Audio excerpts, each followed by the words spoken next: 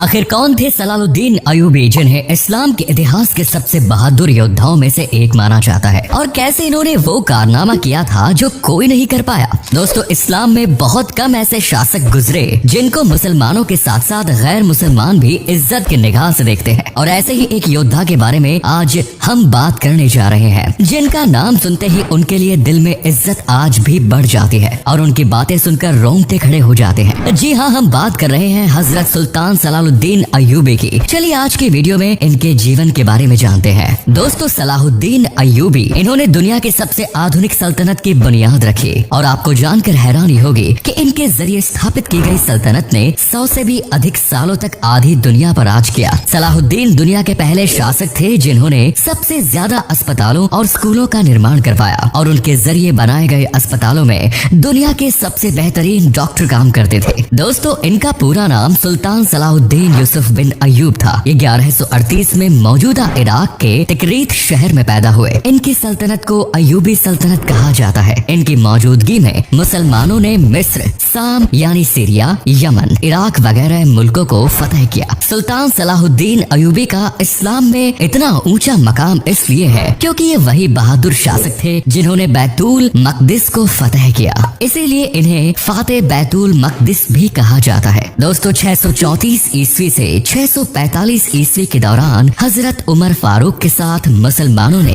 Syria, मिस्र को फतह कर लिया। इसमें सबसे बड़ी फतह थी बैतुल मकदिस की फतह। जब सहयोगी सल्तनत कमजोर पड़ी तो मुसलमान छोटी छोटी हुकूमत में तकसीम हो चुके थे, जिसका फायदा उठाकर ईसाइयों ने बैतुल मकदिस को मुसलमानों के हाथ से छीन लिया। मुसलमानों के हारने की सबसे बड़ी वजह ये थी कि फिरकों में वो बढ़ चुके थे। 1099 ईस्वी में ईसाइयों ने फलस्तीन के साथ बैतुल मकदिस को भी फतह कर लिया और मुसलमानों पर जुल्म की हदें पार कर दी, और साथ ही जालिम ईसाइयों ने मुसलमान औरतों और बच्चों समेत 70,000 मुसलमानों को शहीद कर डाला, और पूरा फलस्तीन मुसलमानों के खून से रंग चुका था। जब फलस्तीन पर ईसाइयों का कब्जा हुआ तो पूरी इस्लामी दुनिया में दुखों का पहाड़ टूट चुका था, क्योंकि फलस्तीन इस्लामी दुनिया का दिल है और बैतुल मकदिस मुसलमानों का। अलग अलग मुल्कों के कई मुस्लिम शासकों ने बैतुल मकदिस को आजाद कराने की कोशिश की, मगर कामयाब न हो सके।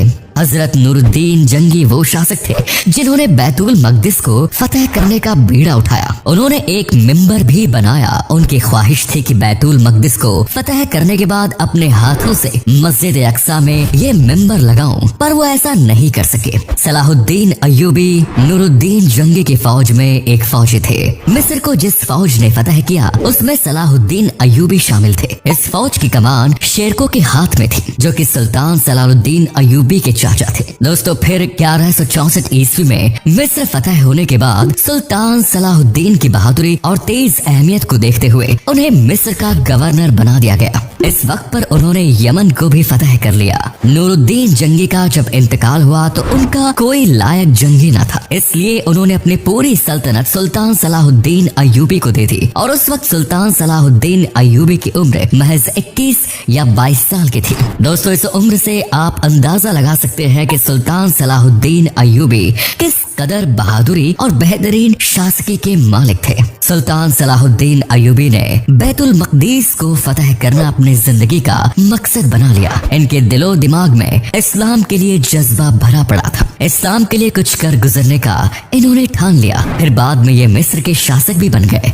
दोस्तों, सुल्तान सलाहुद्दीन जब मिस्र में घुसे तो वहाँ का जो सबसे बड़ा फौजी कमांडर था उसका नाम नाजी था। वो सुल्तान सलाहुद्दीन को देखकर मुस्कुराया, क्योंकि वो ईसाइयों का एजेंट था। उन्हीं के लिए वो मिस्र में काम कर रहा था। तो उसने देखा कि 22 साल का लड़का सलाहुद्दीन इस्लाम की बातें कर रहा है और बैतुल मकदीस को फतह करने की बड़ी बड़ी बातें कर रहा है। ये सब देखकर उसके साथियों ने उससे कहा, अब तो तुम्हारे इरादे कामयाब नहीं होंगे, क्योंकि एक सच्चा मुसलमान शासक तुम पर हाकिम हो चुका है। तो उसने हंसकर कहा, अरे ये तो बच्चा है, हम इस बच्चे को पाल लेंगे, मैं देख लूंगा सुल्तान अयूबी को। पर जल्द ही पता चल गया ये कोई बच्चा नहीं बल्कि इस्लाम का शेर है। दोस्तों जब ईसाई मुसलमानों से तलवारों के बल पर जंग ना जीत पाते तो वो दो चीजों का सहारा लेते थे, एक शराब, दूसरा खूबसूरत लड़की।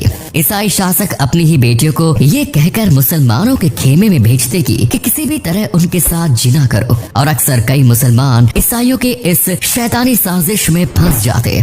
जब ईसाइयों ने सुल्तान सलाहुद्दीन अयूबी के बैतुल मकदीस को फतह करने के जुनून की बातें सुनी तो ईसाइयों ने सुल्तान सलाहुद्दीन के साथ भी यही शैतानी साजिश रची। नाजी जो मुसलमान होते हुए भी ईसाइयों का एजेंट था, उसने कई बार सुल्तान सलाहुद्दीन को अलग अलग महफिलों में शराब पिलाने की कोशिश की, लेकिन सुल्तान सलाहुद्दीन अयूबी एक सच्चे मोमिन थे। वो कहते थे ये एक मुस्लिम मुल्क है, यहाँ शराब पीना हराम है, इसका मैं एक कतरा भी अपने लब को ना छूने दूंगा। जब नाजी ने देखा कि शराब वाला फॉर्मूला ना चला तो उसने खूबसूरत लड़की वाला फॉर्मूला अपनाया, और फिर जब खूबसूरत लड़की को उनके पास भेजा गया तो सुल्तान सलाहुद्दीन अयूबी समझ गए कि ये गद्दार मुझे किस साजिश में फंसाना चाहता है, और ये फॉर्मूला भी उनके ऊपर काम न कर सका। फिर जब उस लड़की को बुलाकर पूछा गया कि कल रात क्या हुआ, तुमने अपना काम किया कि नहीं, तो उसने बताया कि जिस खुदा को मैं मानती हूँ उस खुदा की कसम मैंने सुल्तान सलाहुद्दीन अयूबी जैसा इंसान आज तक नहीं देखा, क्योंकि ये खुदा के सच्चे और पक्के मोमिन है। और दोस्तों जब दोनों तरकीब काम ना आ सकी तो गद्दारों ने सुल्तान सलाहुद्दीन अयूबी का कत्ल करने की ठान ली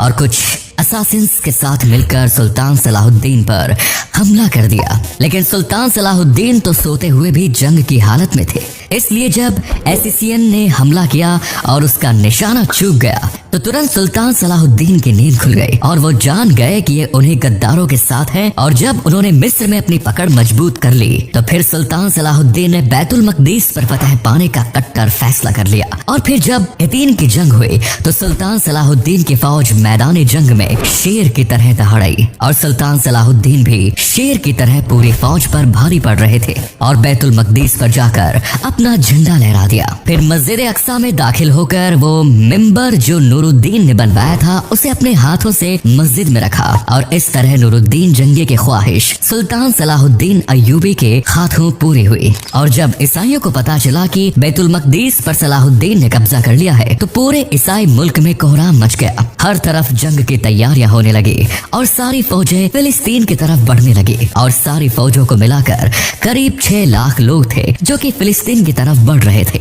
सुल्तान सलाहुद्दीन अयूबी की फौज की तादाद बस कुछ हजारों में ही थी, लेकिन सलाहुद्दीन अयूबी के ये कुछ हजार सिपाही ही बैतुल मकदीस की हिफाजत करने के लिए काफी थे। और फिर आखिरकार ईसाइयों को सुल्तान सलाहुद्दीन से हार मानकर सुलह करनी पड़ी और इस जंग को तीसरी सलीबी जंग के नाम से जाना गया। दोस्तों सुल्तान सलाहुद्दीन एक बेहद ही दरिया दिल इंसान थे, और उनकी दरिया दिली का इस बात से अंदाजा लगाया जा सकता है कि उन्होंने बैतुल मकदीस को फतह करने के बाद ईसाइयों पर कोई भी जोर जबरदस्ती न की, और फिर बाद में सुल्तान सलाहुद्दीन ने ईसाइयों को बैतुल मकदीस की तिजारत करने की भी इजाजत दी थी। और फिर अलग अलग मुल्कों के हजारों लाखों सिपाही बैतुल मकदीस की तिजारत करने के लिए आते और सुल्तान सलाहुद्दीन उनके खाने और सोने का इंतजाम करते और खुद भी उनके साथ बैठकर बातें करते, उनसे मोहब्बत जाहिर करते। दोस्तों ये वो शासक थे जिन्होंने ताकत के जोर पर नहीं बल्कि प्यार और मोहब्बत के दम पर लोगों के दिलों पर राज किया। अब दोस्तों अगर बात की जाए इनकी मौत की तो 1193 ईस्वी में इनकी मौत हो गई थी, जिसके बाद इस्लाम का ये बहादुर योद्धा हमेशा हमेशा के लिए दुनिया को छोड़कर चला गया। तो दोस्तों आज के लिए इतना ही। आपको ये वीडियो कैसा लगा कमेंट्स में जरूर बताएं, दोस्तों के साथ शेयर करें। हम फिर मिलेंगे किसी नॉलेजेबल वीडियो में, तब तक के लिए धन्यवाद।